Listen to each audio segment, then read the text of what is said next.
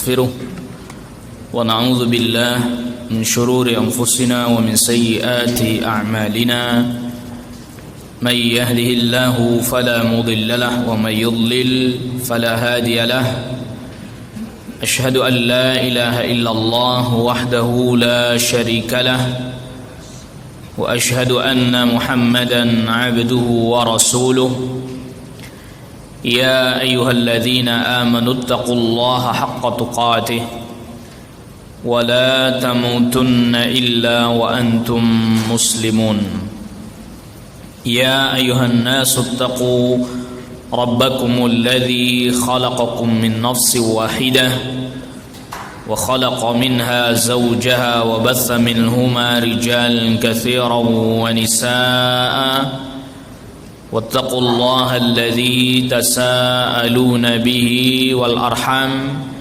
إن الله كان عليكم رقيبا يا أيها الذين آمنوا اتقوا الله وقولوا قولا سديدا يصلح لكم أعمالكم ويغفر لكم ذنوبكم ومن يطع الله ورسوله فقد فاز فوزا عظيما أما بعد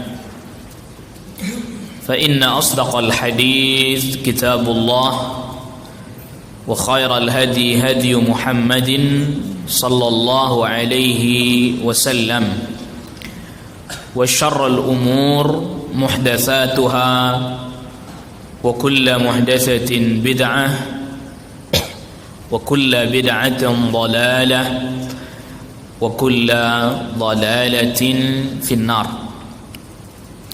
Ma'asyiral hadirin jamaah a'azzakumullah. Alhamdulillah, di kesempatan malam hari ini kita masih diberikan oleh Allah Subhanahu wa taala untuk melanjutkan pembahasan kita pada kitab At-Tauhid. Dan sekarang kita masuk kepada bab yang menjelaskan beberapa macam bentuk sihir. Babu bayani syai'in min anwa'is sihar. Bab yang menjelaskan beberapa bentuk sihir. Di dalam bab ini al-muallif al-Syekh Muhammad ibn Abdul Wahhab At-Tamimi An-Najdi menjelaskan beberapa bentuk sihir. Di antaranya adalah at-tarq. Di masa dahulu at-tarq itu adalah bikin garis-garis di tanah yang seperti jimat. Cuman dulu memang ditulisnya di tanah, bukan di kertas, bukan di pakaian, bukan di kain. Sejenis jimat, simbol, terus kemudian ditulis. Dahulunya begitu. Kalau sekarang pindah jadi di kertas, di kain, ada yang dirombik lah, ditulisin jimat-jimat. Cuman dia ditulisnya dulu di tanah. At-tarq namanya. Lalu kemudian yang kedua yang disebutkan di dalam bab ini oleh Asy-Syaikh rahimahullahu taala adalah at-tanjim, yaitu perbintangan tapi yang astrologi, bukan yang astronomi. Kalau yang astronomi boleh, yang astrologi yang di dalamnya terdapat ramalan dan seterusnya, ramalan perbintangan. Termasuk juga yang hitung-hitung itu, nanti dihitung namanya siapa, dihitung ini angkanya jadi berapa dan seterusnya. Itu masuk dalam at-tanjim.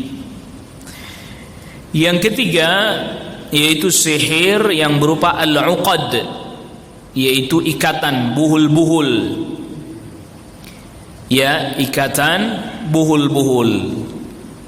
Dan kita diperintahkan mohon perlindungan dari sihir yang seperti ini sebagaimana di surat Al-Falaq ayat yang keempat, wa min syarrin naffatsati fil uqad. dan dari keburukan para tukang sihir wanita perempuan yang meniup di buhul-buhul. Lalu kemudian selanjutnya Asy-Syaikh memasukkan dua hal yang hakikatnya bukan sihir, tapi dimasukkan ke dalam bab ini. Yang pertama yaitu an-namimah, adu domba.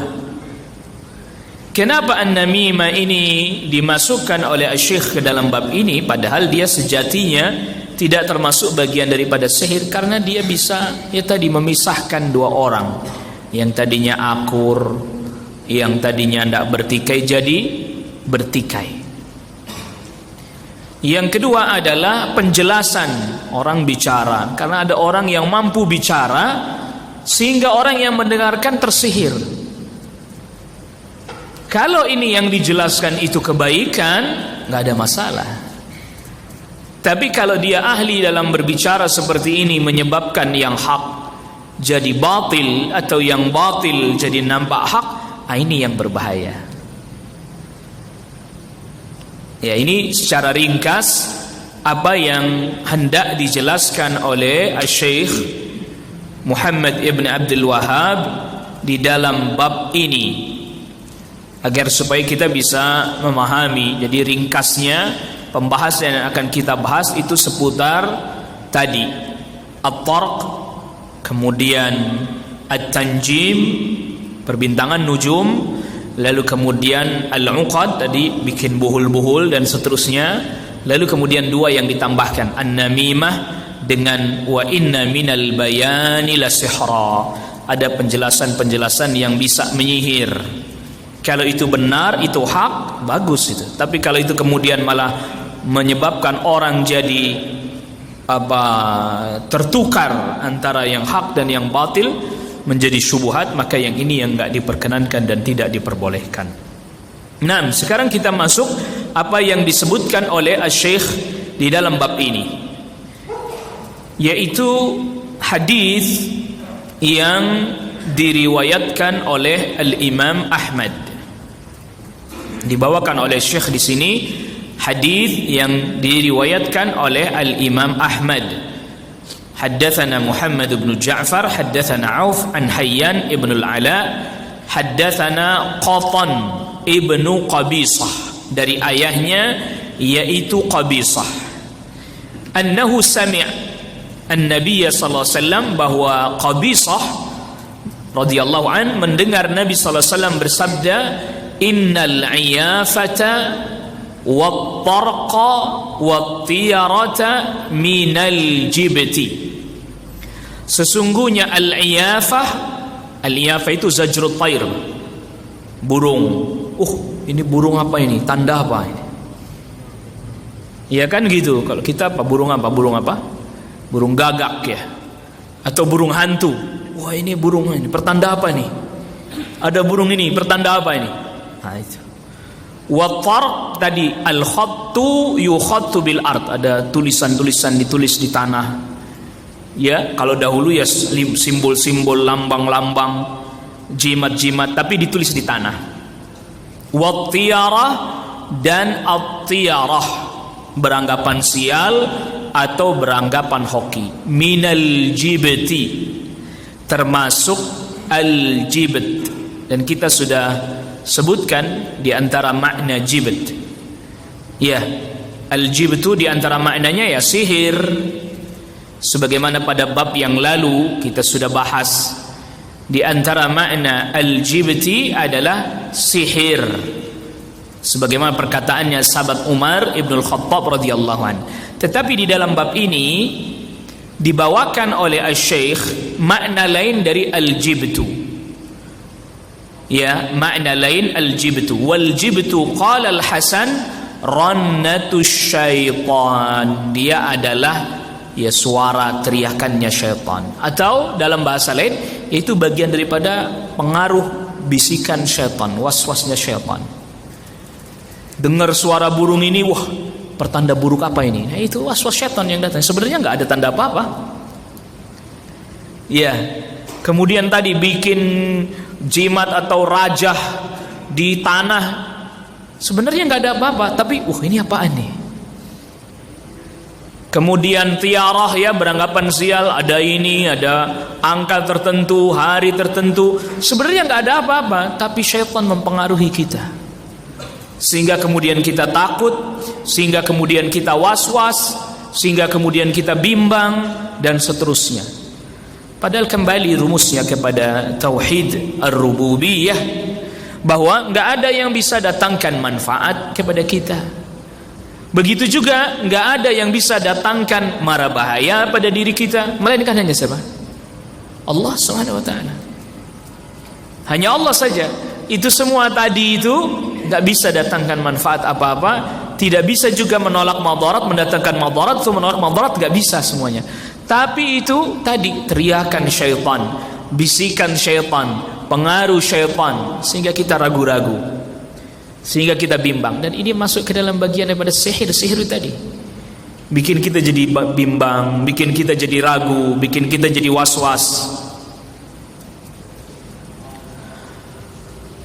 Lalu kemudian selanjutnya hadis dari sahabat Abdullah ibnu Abbas radhiyallahu anhuma. Berkata sahabat Abdullah ibnu Abbas, qala Rasulullah sallallahu alaihi wasallam, Rasul sallallahu alaihi wasallam bersabda, man iqtabasa syu'batan minan nujum, siapa orang yang mengambil syu'bah minan nujum, sebagian atau salah satu cabang dari ilmu perbintangan. Nah, tadi kita sudah sebutkan salah satu cabang dari ilmu perbintangan yang tidak boleh ini diambil, dipelajari, yang astrologi, yang buat ramal-ramal, hitung-hitung, yang mengaitkan antara kejadian yang ada di langit dengan yang di bumi. Posisi bintang begini dihitung, berarti ini mempengaruhi kehidupan di bumi begini, yang lahir hari ini akan begini, dan seterusnya. Faqad iqtabasa syu'batan minas sihr, maka dia telah mengambil salah satu cabang dari sihir. Zada ma zada, dia terus pelajari, ya akan terus bertambah, akan terus bertambah, akan terus bertambah. Rawahu Abu Dawud bi isnadin hasan, ini diriwayatkan oleh Al-Imam Abu Dawud dengan sanad yang hasan. Lagi-lagi itu makhluk-makhluk langit nggak kasih pengaruh apa-apa kepada kita, ya, tidak memberikan apa-apa pada kita, enggak ada yang bisa datangkan manfaat, madarat. Makanya kata kunci orang jatuh kepada kesyirikan, pasti ada sedikit kerusakan dalam bab rububiyah, mesti ada. Tidak seluruh bab rububiyah dia rusak, sedikit. Itu makanya para ulama bikin kaidahnya begini: asyirku fir rububiyah muqaddimatus syirkil uluhiyah. Muqaddimatus syirki fil uluhiyah. Kesyirikan dalam bab rububiyah dia menjadi muqaddimah kesyirikan dalam bab uluhiyah. Ketika kita sudah mulai ragu bahwa hanya Allah yang mendatangkan manfaat, hanya Allah yang menolak madarat, itu mulai ragu, masuk nih syaitan, menggiring kita jatuh kepada syirik dalam uluhiyah. Mulailah kita kemudian tadi percaya akan hari naas atau hari beruntung, hoki, mulai kita ini ada burung ini biasanya bawa sial, lama kelamaan akhirnya kita kemudian meyakininya, dan seterusnya. Sama juga begitu, ini posisi bintang di sini ini pertanda akan begini, ini pertanda akan begitu, nanti akan pertanda ada orang besar yang mati digantikan, dan seterusnya. Mulai dia menghitung, dia hitung, akhirnya kemudian jatuhlah dia kepada kesyirikan. Dia percaya, lama-lama dia percaya itu, ya, lama-lama keyakinannya berbelok. Waliyadzubillah. Nasallallahu alaihi wasallam. Ini kaidah dipegang. Maka kita sudah sampaikan berulang-ulang bahwa orang-orang musyrik Quraisy secara umum faham rububiyah secara umum, tapi mesti ada cacat-cacat. Contohnya begini, ketika ada orang dia berdoa kepada Allah Subhanahu wa taala melalui orang yang sudah wafat, yang sudah mati, orang saleh yang sudah wafat, itu pasti ada sedikit melenceng dalam bab rububiyah, bahwa ya memang Allah yang kasih rizki, tapi kalau lewat sini kan jadi lebih cepat. Jadi seakan-akan ada yang bisa mempengaruhi Allah Subhanahu wa taala dalam mempercepat ijabah doa kita. Seakan-akan ada yang bisa memberi masukan dalam tanda kutip kepada Allah, sehingga kalau lewat dia jadi lebih cepat dikabulkan hajatnya, permintaannya. Ini kan berarti qadah fil rububiyah. Ada cacat dalam bab rububiyah. Ini kaidahnya, coba tolong difahami dengan benar ya. Ini kaidahnya, ini kaidatun jalilatun nafi'ah. Ini kaidah yang begitu besar dan lagi bermanfaat. Bahwa setiap kesyirikan uluhiyah mesti didahului dengan syirik dalam bab rububiyah. Mesti itu. Ada permasalahan dalam rububiyah yang lain, dia nggak masalah. Bahwa Allah yang ciptakan, dia nggak ada masalah itu.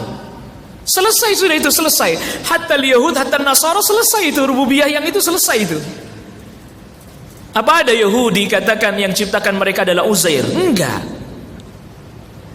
Apa ada Nasara katakan bahwa yang ciptakan mereka adalah Isa Ibn Maryam? Enggak, tidak. Rububiyah yang itu selesai, tapi rububiyah yang lain. Kan makna rububiyah luas. Ya? Makna rububiyah apa? Luas, lapang. Dan ada keyakinan bahwa si fulan ini walaupun sudah manfaat, bisa menolong kami, bisa membantu kami. Itu kan qadah fir rububiyah, ada permasalahan dalam bab rububiyah. Bahwa dia bisa mendekatkan diri kami kepada Allah dan seterusnya. Itu kan berarti ada masalah dalam rububiyah. Jadi selama ini mungkin sebagian kita beranggapan bahwa orang Quraisy itu rububiyahnya perfect, selesai, semuanya sempurna. Enggak. Ada satu sisi dia ya yakin betul, tapi di sisi lain ada cacat, ada kekurangan. Sebab kalau orang faham betul rububiyah dengan benar, detail-detailnya, rinci-rincinya, uluhiyah kan insyaallah enggak akan jatuh dia.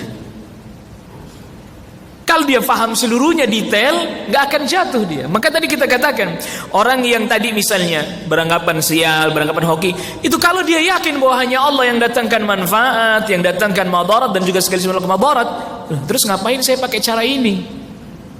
Kan gitu kan? Ngapain saya mesti percaya dengan ini, angka-angka ini? Kenapa? Allah yang kasih. Dan kita tidak berharap manfaat kecuali dengan cara yang Allah perintahkan. Kita pun tidak berharap menolak madarat kepada Allah kecuali dengan cara yang Allah juga perintahkan dan Allah ridhai. Selesai sudah. Tapi karena sudah mulai ada keraguan, kebimbangan, itu kemudian mulai sebab-sebab yang tidak diperintahkan, cara-cara yang enggak diperkenankan mulai ditempuh, mulai diambil sedikit demi sedikit. Maka dalam hadis ini disebutkan zada ma zada. Dia makin mempelajari itu astrologi, makin bertambah dia tercebur dalam sihir. Bertambah dan terus bertambah, menyimpangnya maksudnya, pergeserannya. Itu makanya nggak diperkenankan oleh para ulama. Kalau yang belajar astrologi, astronomi boleh. Kapan hilal kelihatan itu astronomi. Tapi kalau yang astrologi, ini orang lahir hari ini, bulan ini, tahun ini, dihitung ini pagi, siang, sorenya, ini ketemunya sekian nih. Ini nggak cocok ini, main di air. Ya, main di api kebakar ntar itu. Misalnya begitu kan? Itu semuanya sihir. Nau min anwa'is sihr. salah satu bentuk, salah satu macam daripada sihir. Makin dia perdalam itu, makin dia pelajari itu, semakin dia tercebur ke dalam sihir dan kesyirikan. Waliyadzubillah. Nasallallahu alaihi.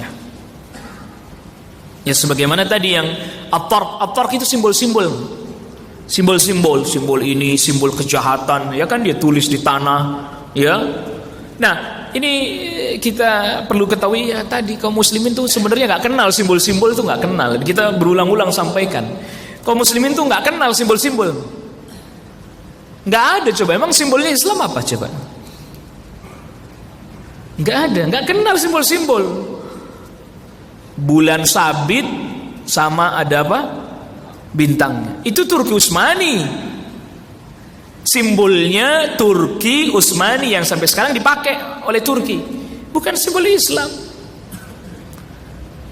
Ya, bukan simbol Islam, bukan yang kemudian ada di menara-menara masjid kan, bentuknya itu bulan sabit ada bintangnya. Itu Turki Utsmani, bukan simbol Islam. Ya nggak tahu, orang kita ikut-ikutan juga nggak tahu maknanya. Orang kita kan ikut-ikutan aja, apa maksudnya nggak tahu, udah ikut-ikutin aja. Orang pada pakai begitu, kubahnya ya pakai begitu, udah. Kenapa? Bagus saja Ustaz, bagus. Menara, ya kan? Itu simbol-simbol nggak ada simbol-simbol Islam, nggak kenal. Yang nih perhatikan, yang simbol-simbol itu biasanya kesyirikan. Mereka punya simbol-simbol. Mereka yang jatuh pada kesyirikan itu yang kenal simbol-simbol. Islam nggak. Makanya nggak ada coba dalam Islam apa simbol apa, nggak ada dalam Islam, nggak ada. Bendera tauhid la ilaha illallah Muhammadur Rasulullah itu benderanya Saudi itu. Ada pun riwayat yang menyebutkan tentang benderanya Rasulullah sallallahu alaihi wasallam yang lebih kuat, para ulama katakan hanya hitam sama putih dan tidak ada tulisan apa-apa. Memang ada riwayat yang menyebutkan ada tulisannya la ilaha illallah, tapi itu riwayatnya diperbincangkan oleh para ulama kesahihannya. Hanya hitam sama putih aja, udah selesai. Nggak ada tulisan la ilaha illallah Muhammadur Rasulullah. Karena memang Islam ini bukan hanya sekedar simbol-simbol, bentuk begini, bentuk itu, bukan, nggak ada. Buktinya apa? Dari sisi bentuk bangunan masjid, coba, apa ada Islam punya bentuk khusus? Nggak ada, Pak. Nggak ada. Saudi hari ini masjid-masjid umumnya itu bentuknya kotak doang, selesai deh itu, Pak. Bentuknya kotak gitu aja udah. Kalau Masjidil Haram itu kebanyakannya dipengaruhi oleh Turki Utsmani, bentuk-bentuknya termasuk Masjid Nabawi. Karena zaman kekhalifahannya Turki Utsmani, itu bentuk-bentuk bangunannya, desain-desainnya itu mirip kubah-kubah, banyak kubah, banyak tiang. Itu desainnya Turki Utsmani itu. Makanya masjid-masjid yang sekitar Saudi yang sekarang yang ada di Saudi, kayak di Mekah yang bukan di Masjidil Haram, ya bentuknya kotak gitu aja, kotak udah gitu aja. Tapi kalau masjid-masjid yang memang dikenal sebagai situs bersejarah lah, kayak Kuba, itu lebih banyak dipengaruhi Turki Utsmani. Dan itu tidak terkait dengan Islam, itu terkait dengan peradaban masyarakat pada saat itu, masyarakat Islam, orang Islam pada saat itu, bukan Islamnya. Islamnya nggak kenal simbol. Ya, ini kayaknya nih, alhamdulillah masjid ini termasuk alhamdulillah. Biasanya kan masjid itu kanannya Allah besar, sebelah sini berarti nih, kalau kanannya Anda yang antum sebelah sini. Terus sebelah sininya Muhammad besar tulisannya. Loh, ya kalau umpamanya itu sudah terjadi bukan karena perbuatan kita, ya udah. Iya. Kalau ndak ada masalah dengan pengurusnya untuk diganti hilang, nggak ada masalah. Kalau nggak, orang bukan perbuatan kita, ya iya nggak apa-apa udah. Bukan perbuatan kita. Nggak kenal simbol-simbol itu.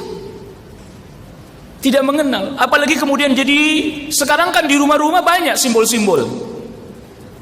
Sebagian kaum muslimin pohon atau Ashabul Kahfi, nama-namanya dibentuk kayak pohon gitu.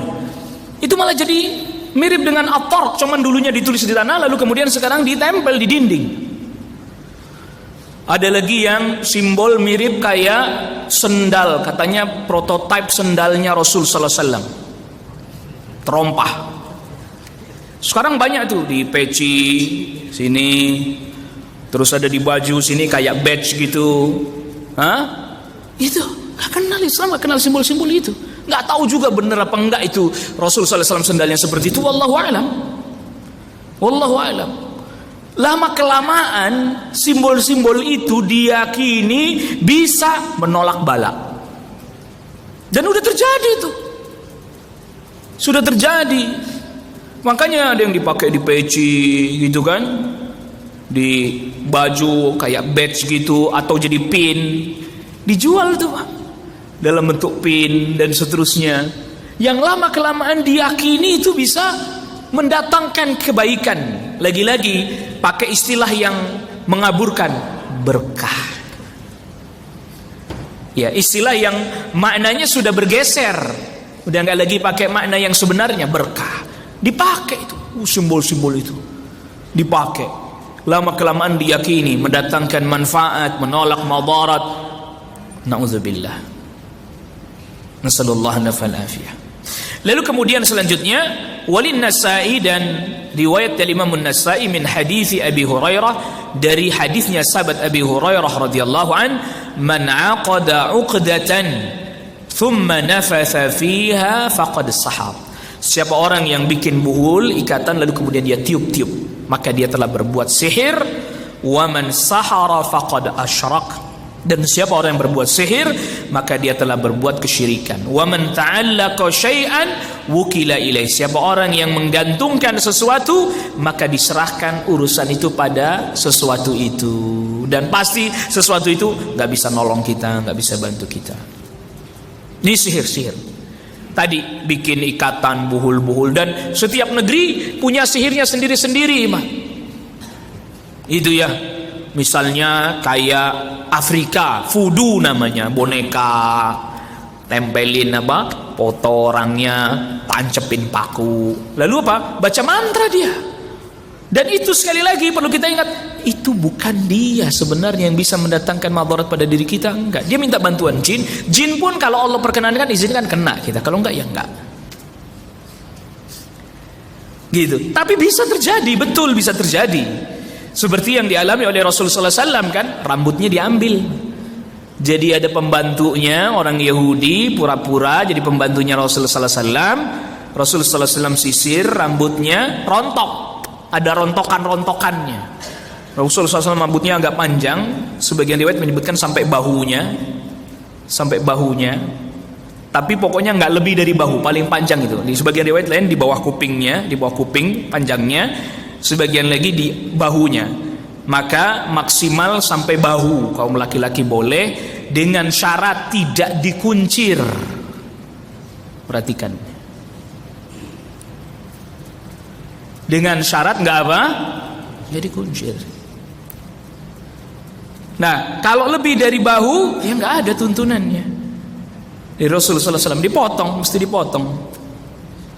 Sebahu dan juga itu nggak dikuncir oleh Rasulullah SAW, nggak dikuncir, dibiarkan terbuka gitu, jatuh begitu. Ya kalau nggak ya pakai imamah, sorban taruh di kepala gitu, biar ketutup. Ya kalau kayak sekarang pakai peci, lalu kemudian pakai sorban, ketutup rambutnya gitu.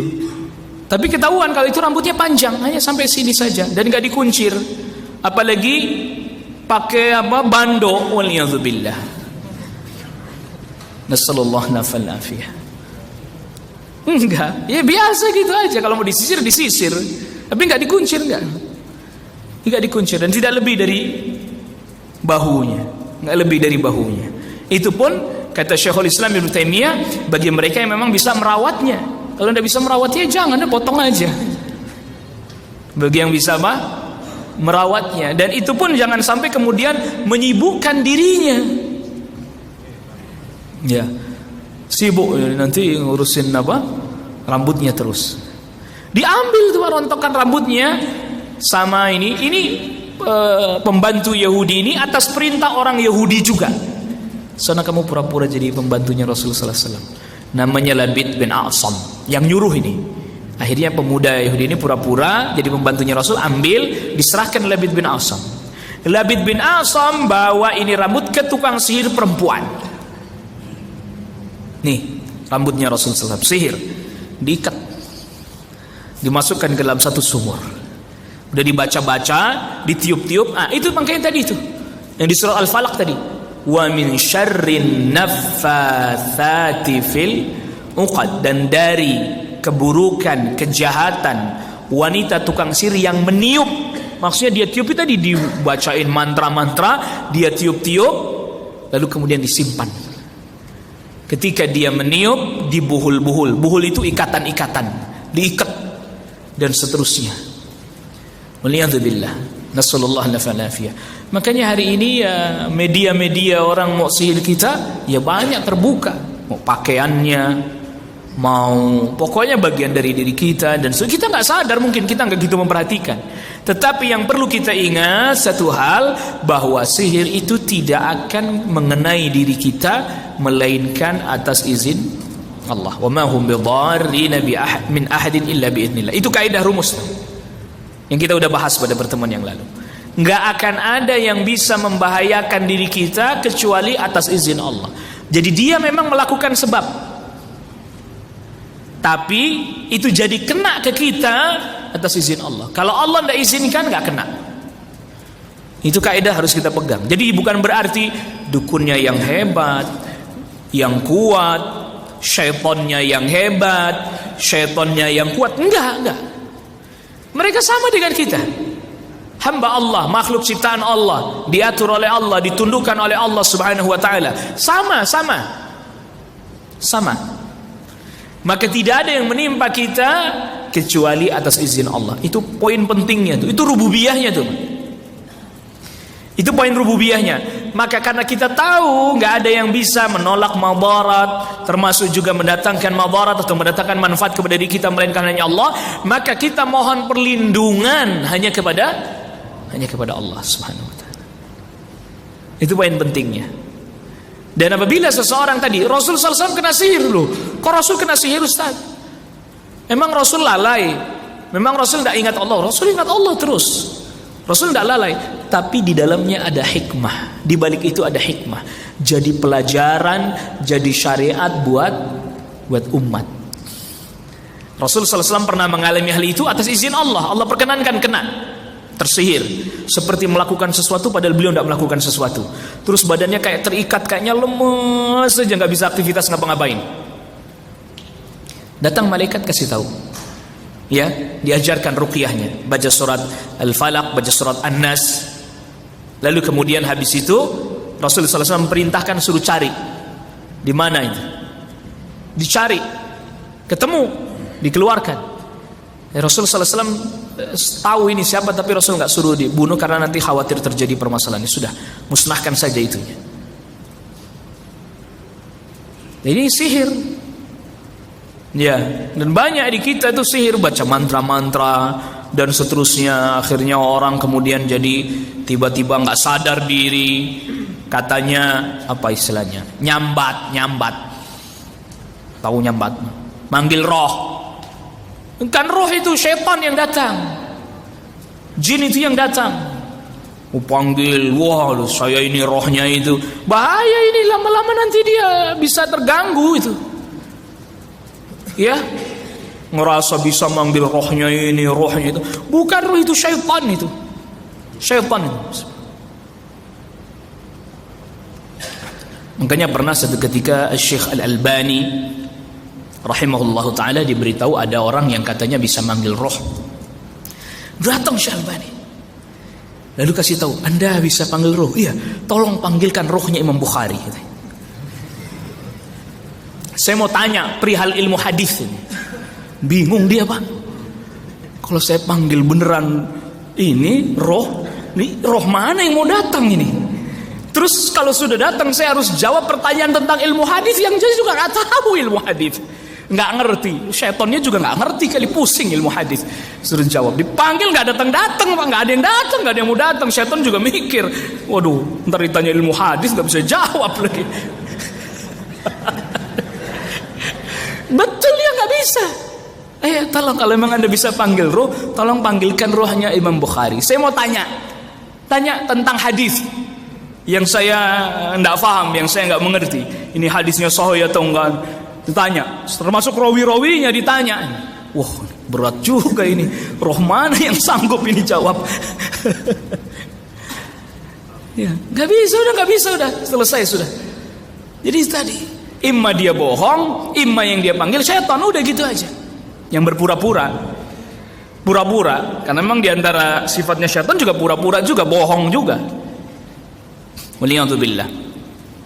Lalu kemudian selanjutnya, nah ini bagian yang tadi kita sudah katakan di awal, bahwa ini hakikatnya tidak termasuk kesyirikan, tetapi dibawakan oleh Asy-Syaikh di dalam bab ini namimah, karena itu dari satu sisi mirip syirik, membuat orang jadi bertikai. Tadinya nggak bertikai jadi bertikai, suami istri tadinya nggak berantem jadi berantem. Namimah. Wa ini Ibnu Mas'udin, dan dari sahabat Abdullah ibnu Mas'ud radhiyallahu an, anna Rasulullah sallallahu alaihi wasallam qaal, bahwa Rasul sallallahu alaihi wasallam bersabda, ala hal unabbiukum mal adhu, tahukah kalian, maukah aku beritahukan kepada kalian apa itu al-adhu? Hiya namimah, dia adalah an-namimah al-qalatu bainan nas, yang memindahkan perkataan di antara manusia. Rawahu Muslim. Makanya menukilkan perkataan kita sampaikan kepada orang lain itu juga ada aturannya. Walaupun perkataannya itu benar, kita harus pertimbangkan ini dampaknya bagaimana, baik atau buruk. Jadi ada orang misalnya kita dengar dari si A ngomong tentang si B, isinya kenyataan, fakta. Lalu kita sampaikan kepada si B, gak kita kurangi, fakta persis seperti yang disampaikan si A. Tapi kadang kita pertimbangkan gak dampaknya yang kita sampaikan kepada si B ini. Nah itu.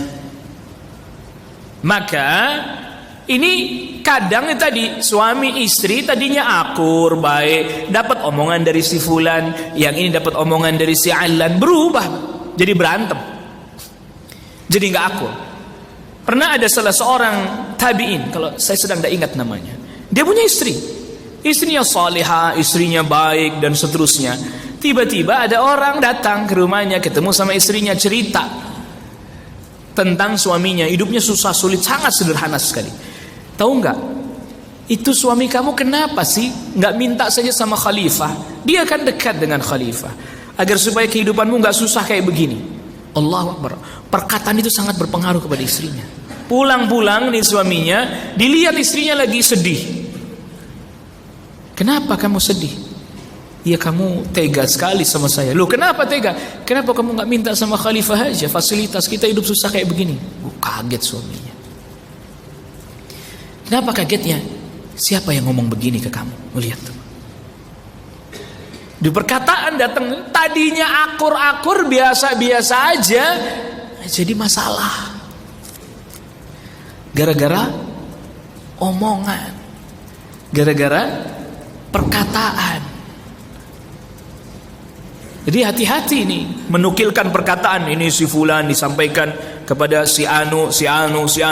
Makanya ini termasuk bagian daripada dampak buruknya media sosial juga begitu sama ini.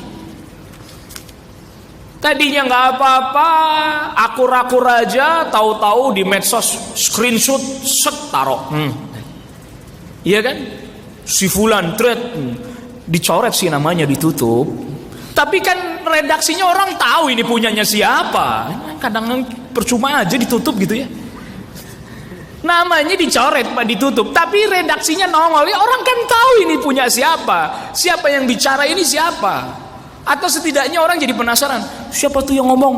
Japri aja Japri. Tapi akhirnya nyebar-nyebar juga kan. La ilaha illallah. Tuh, tadinya nggak ada masalah, jadi ada masalah. Allahu Akbar. Ini hati-hati nih. Menukilkan perkataan.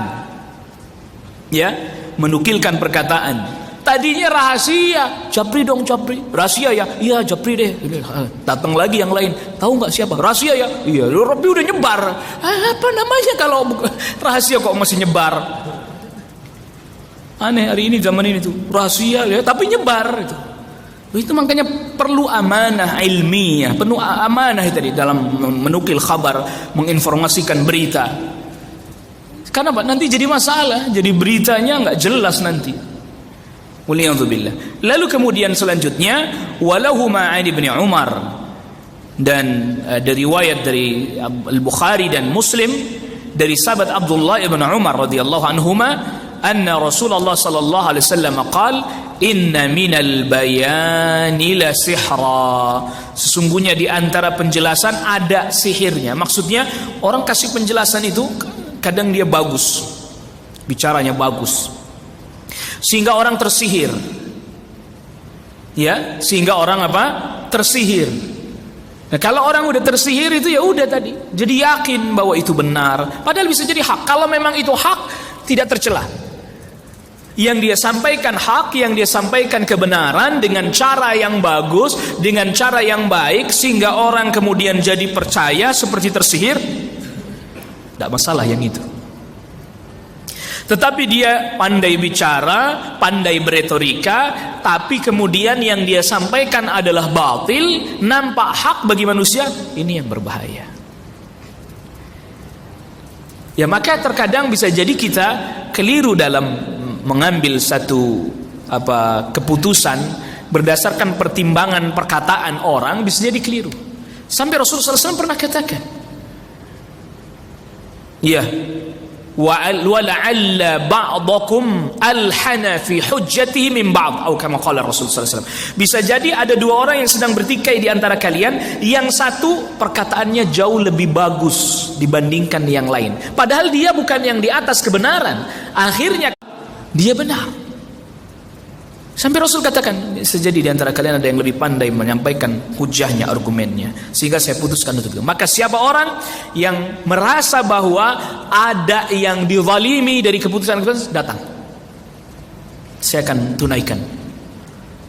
Itu artinya bahwa ada orang yang memang pandai berbicara, pandai ngomong, pandai menyampaikan, pandai beretorika dan seterusnya, tapi yang dia sampaikan batil. Orang dengar tersihir, bener ya, ya, hatinya jadi membenarkan, mengiyakan. Nah, ini masuk ke dalam bagian sihir tadi, diantaranya dimasukkan oleh Asy-Syaikh, karena tadi sebagian orang berkata, berbicara dengan penuh retorika dan seterusnya, akhirnya tersihir. Orang jadi mengira bahwa itu boleh, atau bahwa itu tidak haram, padahal itu adalah sesuatu yang haram, maka dimasukkannya. Sebenarnya tadi kita sudah katakan di awal, kedua hal ini sebenarnya tidak masuk ke dalam sihir, tetapi kemudian orang mengira itu sihir karena tadi dimasukkan oleh Syekh, karena orang banyak terkecoh dengan hal itu. Wallahu a'lam. Kita dengarkan dulu azan Isya. Wa sallallahu ala nabiyina Muhammadin wa alihi washabihi wasallam tasliman katsira.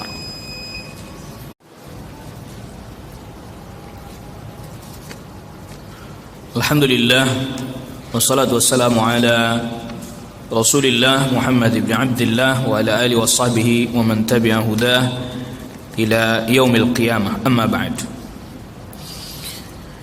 Ini ada pertanyaan. Assalamualaikum warahmatullahi wabarakatuh. Semoga Ustaz selalu rahmati Allah SWT. Begitu juga yang bertanya dan semua jamaah.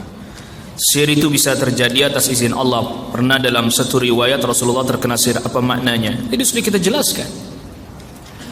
Apakah membuktikan bahwa Rasulullah SAW sebagai manusia juga membutuhkan pertolongan Allah? Pasti. Pasti.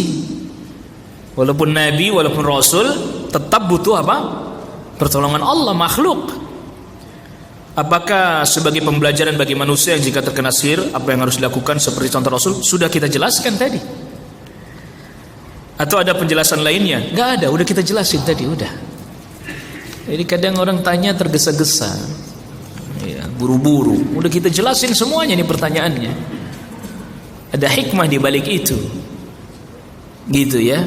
Kita berusaha mohon kepada Allah sesuai dengan yang Allah perintahkan. Makanya berulang-ulang saya tekankan, tauhid rububiyahnya dimatengin. Tuh. Karena kadang nih orang, nih nanti ini pertanyaan selanjutnya nih, zikir-zikir tapi tuh tauhid rububiyahnya goncang. Itu yang disebut oleh Al-Imam Ibnu Qayyim, nggak cocok apa yang di sini sama yang di sini. Tuh. Imam Ibnu Qayyim sebutkan zikir itu bisa manfaat ada 3. Yang pertama sesuai tuntunan. Sesuai apa? Tuntunan. Yang kedua paham isinya. Yang ketiga cocok, klop yang di hati sama yang di lisan. Kok begitu Ustaz? Nah, begini contoh sederhana. Ada orang ngomong begini, Bang. Iya, harta nggak dihormati. Dia ngomong, semuanya ngomong begitu, sama nggak? Sama ngomongnya. Tapi lihat bagaimana hatinya, perilakunya, tingkahnya. Karena apa? Yang keluar di lisan itu hanya yang di memori sini nih, Pak. Atau kalau di dalam hati itu yang paling atas. Yang paling atas. Itu keluar bicara. Sehingga terkadang belum stabil, belum tertanam dalam hati betul-betul. Tapi dia udah tahu, rumusnya dia tahu, tersimpan dalam benaknya, tapi belum tertancap. Dia ngomong begitu. Iya sih Pak Ustadz, rizki dari Allah, tapi hati itu masih goyang gitu.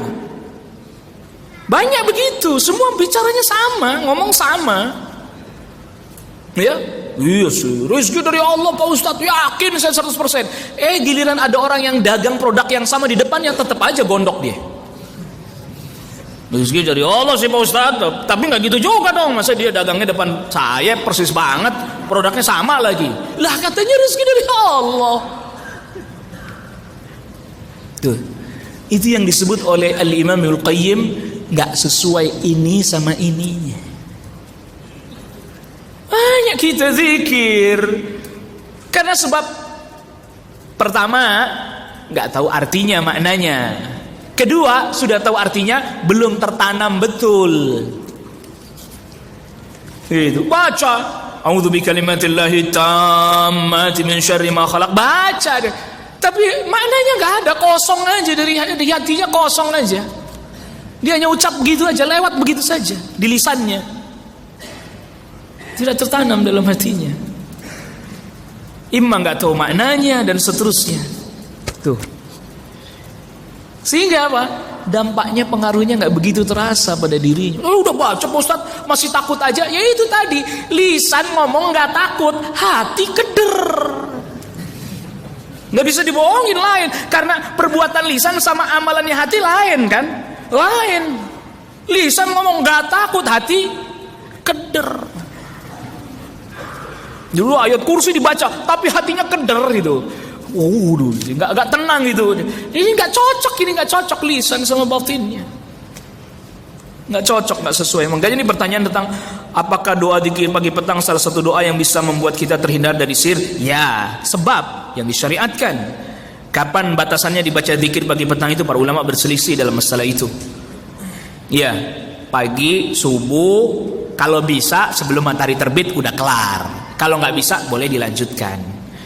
Petang juga begitu sama. Kalau bisa utamanya sebelum matahari terbenam, habis asar udah selesai. Kalau enggak boleh dia lanjutin. Apakah ada riwayat sahabat atau orang terdahulu mengamalkan dzikir pagi petang kemudian terhindar dari pengaruh sihir? Karena Rasul saja bisa terkena sihir, apalagi yang selain Rasul. Tadi udah kita jelasin. Enggak semua yang kena sihir itu orang yang lalai. Bisa jadi itu ujian dari Allah untuk dia. Iya.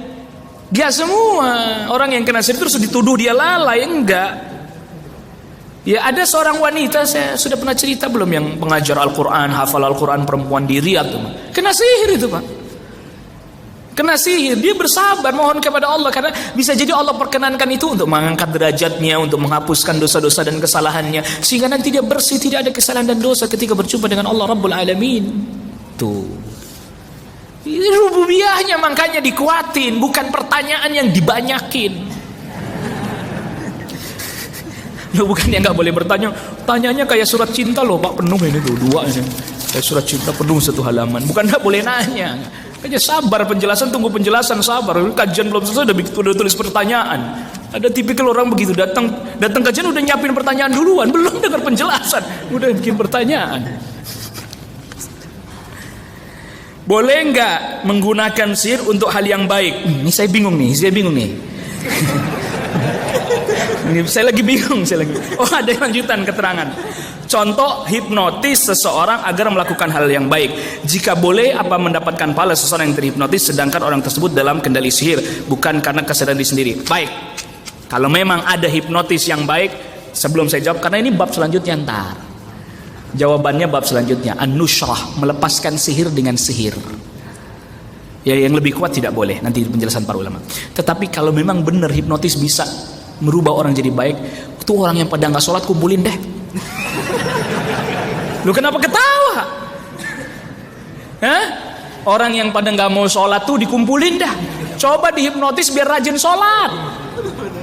Coba kita tungguin.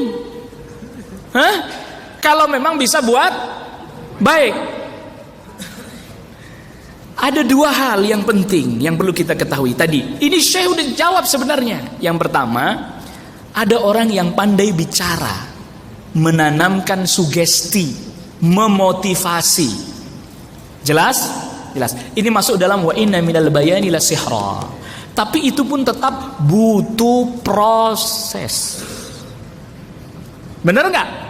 Ada orang nih dapat nasihat, Allah bukakan hatinya, tersentuh hatinya, berproses apa hari itu langsung berubah drastis 1000%, 100%? Enggak kan, butuh apa? Proses.